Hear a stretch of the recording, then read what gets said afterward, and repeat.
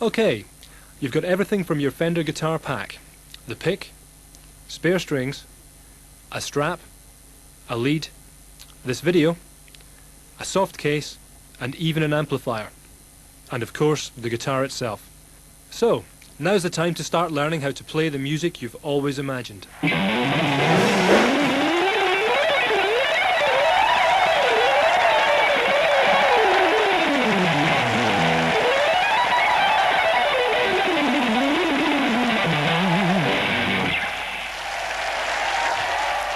Congratulations on your purchase of a Fender guitar pack. Fender instruments have been the choice of professional musicians and legendary performers for over 40 years. Fender guitar tones continue to shape the sound of contemporary music today. This video is designed to help you make the most of your new instrument package. We want to get you started playing as quickly and as painlessly as possible. And with good quality tuition and the use of this video, you'll be surprised at how quickly you can become confident enough to play in a band situation.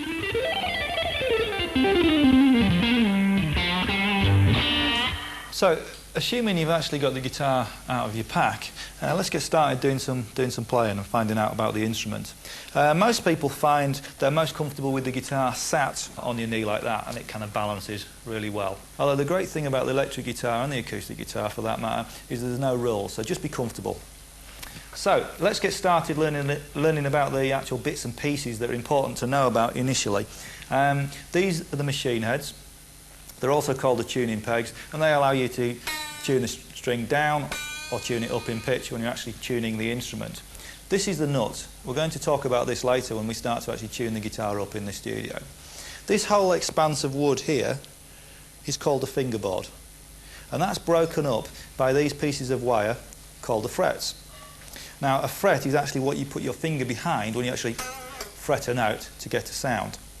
To help you find your way around the fingerboard, there are various fret markers at certain points. These are the pickups. They translate vibration from a string into an electric current which can then be amplified. Each pickup sounds slightly different, and you can access the various different configurations by using this, the pickup selector switch. These controls here control the volume and the tone of the pickups. Now, obviously, this is the jack socket. You plug your lead into here, and the other end goes into the input jack on the amplifier. And lastly, we come to the bridge. The bridge holds the strings in place at this point on the guitar, and on this particular model, we've also got the option of using the tremolo arm or wang bar. This allows us to change the pitch of the strings just by moving the bar up and down. If you've bought an acoustic guitar, the layout of the instrument's very similar. We've got the tuning pegs again. This end of the instrument, the nuts, the frets, the fingerboard. In this case, the guitar body itself resonates and the sound is transmitted through the sound hole, and the guitar requires no additional amplification. When we come to play the guitar, it's important to keep your fretting hand reasonably relaxed, so don't cramp up. There's two main hand positions that we're going to use, and this is the first one. You can see from this chord shape that I've got my thumb over the top of the guitar neck. If I move my thumb, I can show you the second hand position. So I'm going to move my thumb backwards so that it's now settled in the middle of the guitar neck. This hand position with my thumb in the middle of the guitar neck allows me to be much more fluid and allows a much easier use of your little finger, which can move around very comfortably over the guitar fingerboard. So turning to our picking hand, here's a suggestion of how you might want to hold your pick.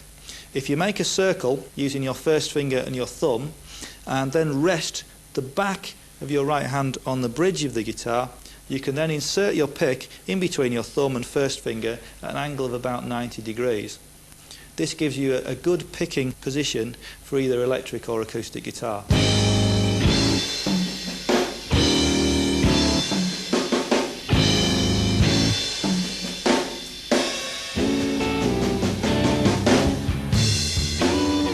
Let's get started playing the guitar, but before we can do that, we need to know how to tune the instrument itself.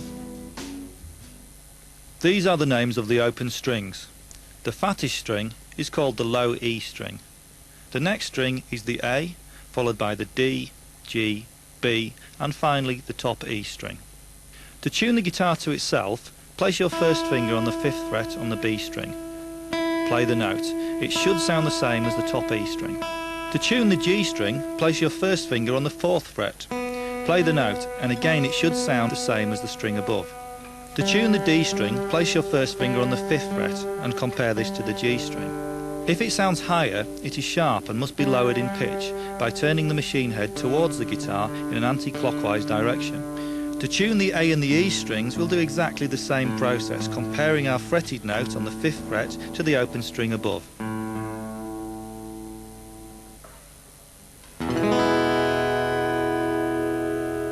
Many guitar players use an electric tuner. They rely on the light or gauge to tell them if they are flat, sharp or exactly in tune. It does take time to be able to tune by ear. Don't worry if you find it difficult at first, practice will make perfect. Learning a few simple chords will enable you to play thousands of great songs and also compose a few of your own. First we will learn the open string chords, so called because they utilise some of the open strings as well as fretted notes. This is a G major chord. Some guitarists add their 3rd finger behind the 3rd fret on the B string. Either version of the G chord is equally useful.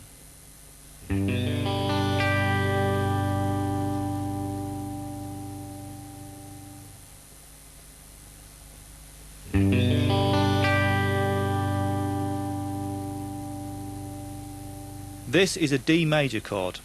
This chord will sound better if you don't sound the low E and the low A string.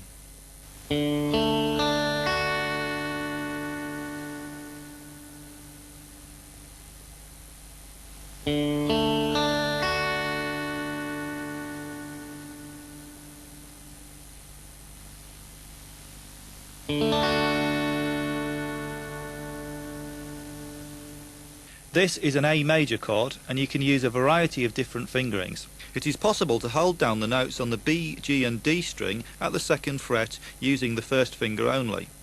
If you choose to use this fingering, avoid sounding the top E string. Many guitar players use another fingering altogether, using their 1st, 2nd and 3rd finger to hold down the notes rather than the 2nd, 3rd and the 4th. Use whichever feels the most comfortable to you.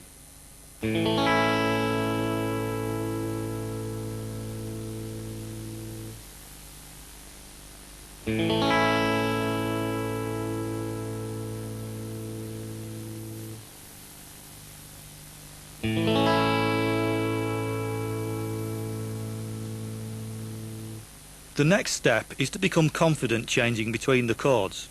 We now have some exercises designed to help you with this. With each progression, you'll see the guitar played on its own with a metronome. Then, the chords will be performed in a band situation, and finally you'll be able to play along with the rhythm section on your own. Here is a progression which allows you to practice changing fluently between the 3 chords. Notice how Guthrie uses a single downstroke with his picking hand and lets the chords ring. Work on getting a good quality musical sound out of each chord.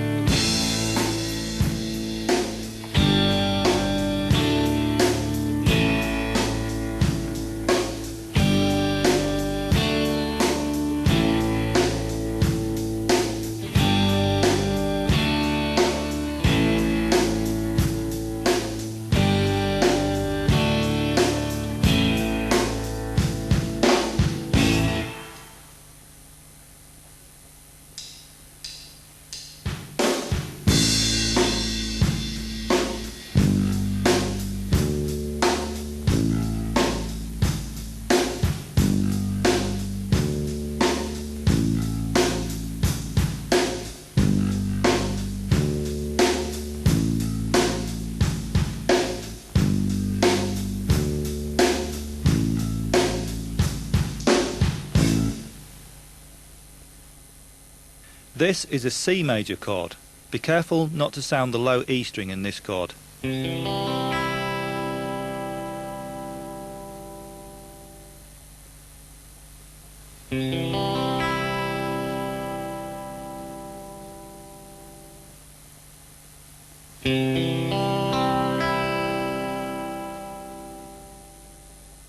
Now let's hear this new chord demonstrated in a progression using a different rhythmic feel.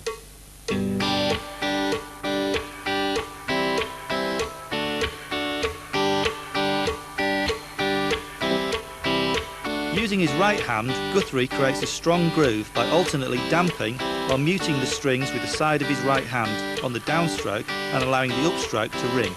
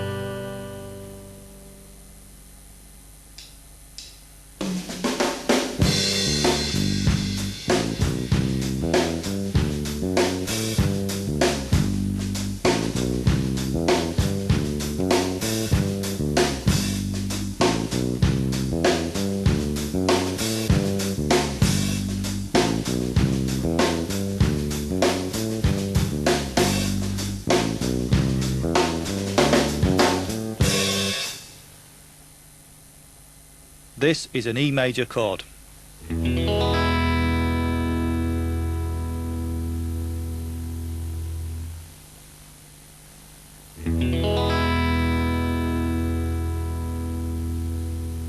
This is an E minor chord. A minor chord will sound much sadder and darker than a major chord of the same name.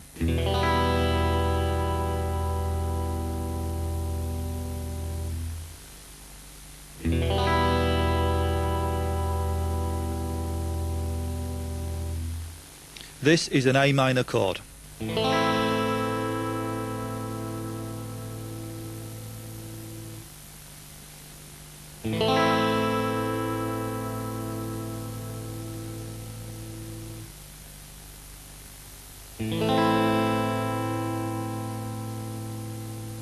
This is a D minor chord.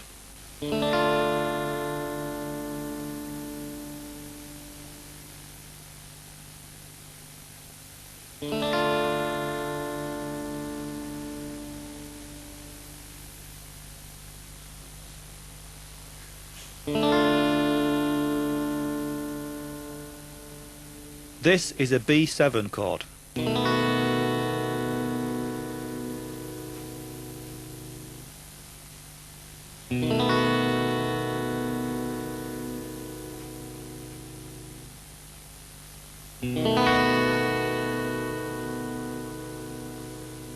This exercise uses E minor, A minor and B7 chords.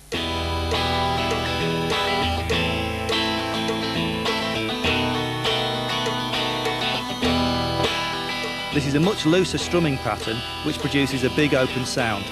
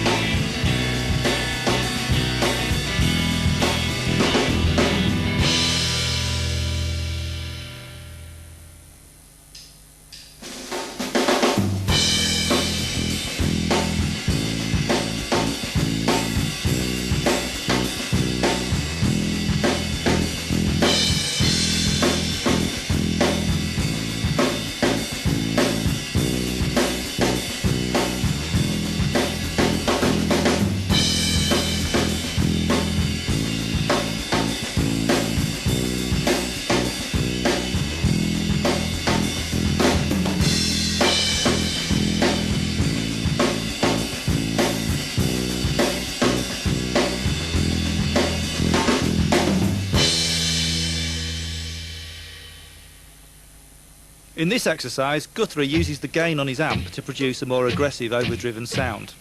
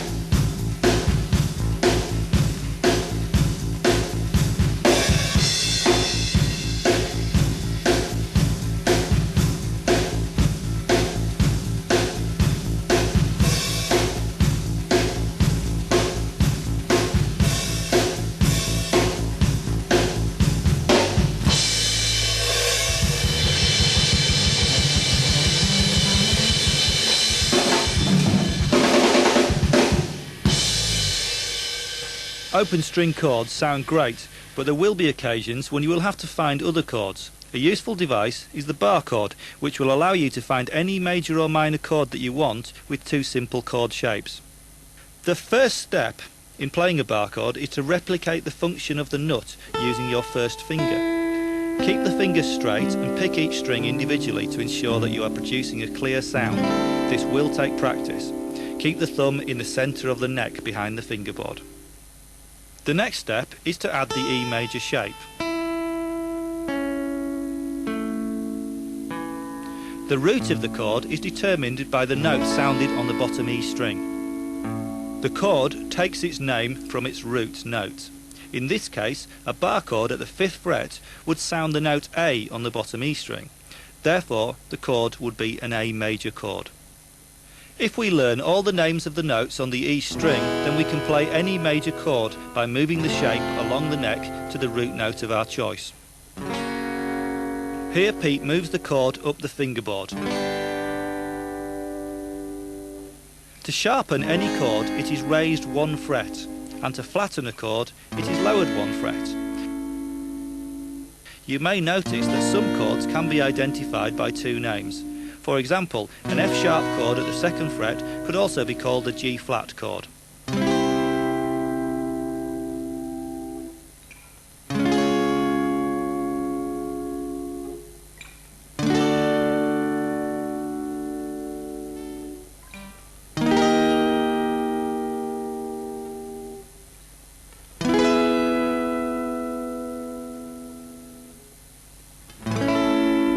To turn the major chord shape to a minor, simply remove your 2nd finger.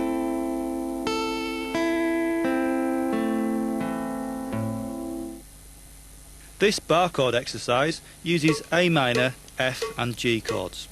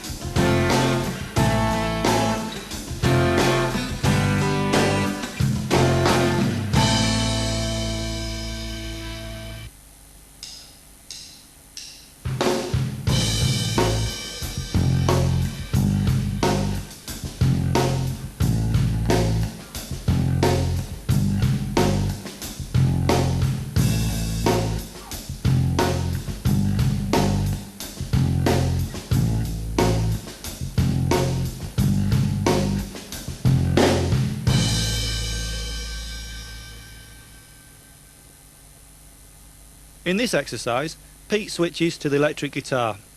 This exercise uses G and C major chords.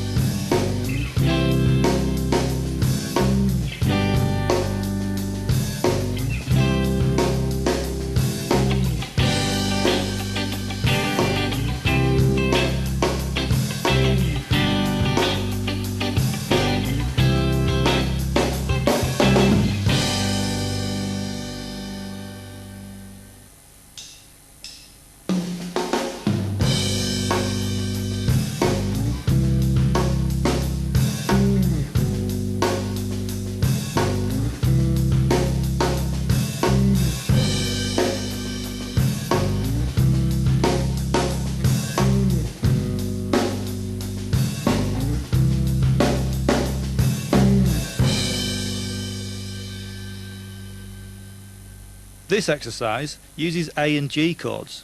If you use a distorted sound, you may notice that you can get a tighter rock sound by playing the bottom 3 strings only. This is called a power chord.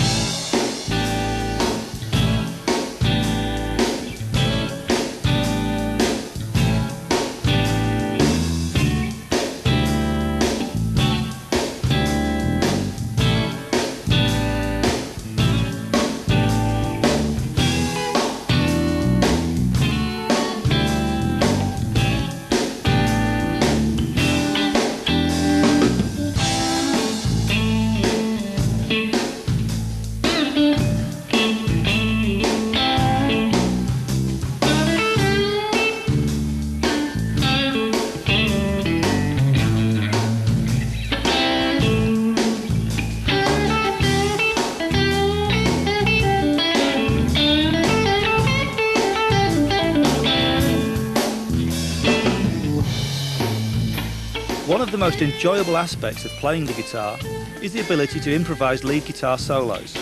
It is actually relatively easy to get started and sound great. The first step is to learn a scale called the minor pentatonic scale.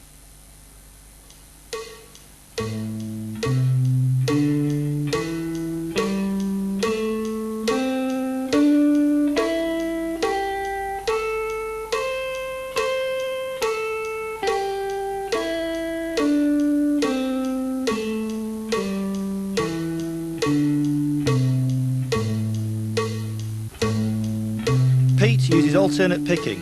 It is important not to develop bad picking habits at this point, so be very careful to follow the down and up pattern closely.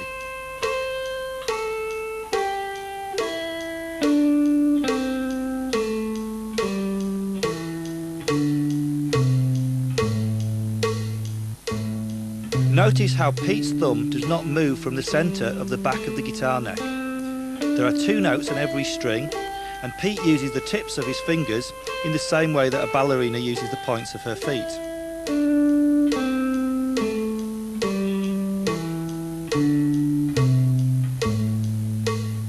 The root of the scale is found in the same way as we find the root of a bar chord.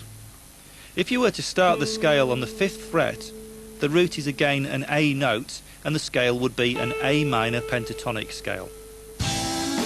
We can use the A minor pentatonic scale to improvise over a blues in A. When we improvise, if we play simple phrases around the root notes, we will sound as if we have returned to a home base and our phrases will resolve musically. We can experiment, and if we stick to the notes in this scale, in almost any order, it is impossible to hit a wrong note or a note which sounds bad against the chords.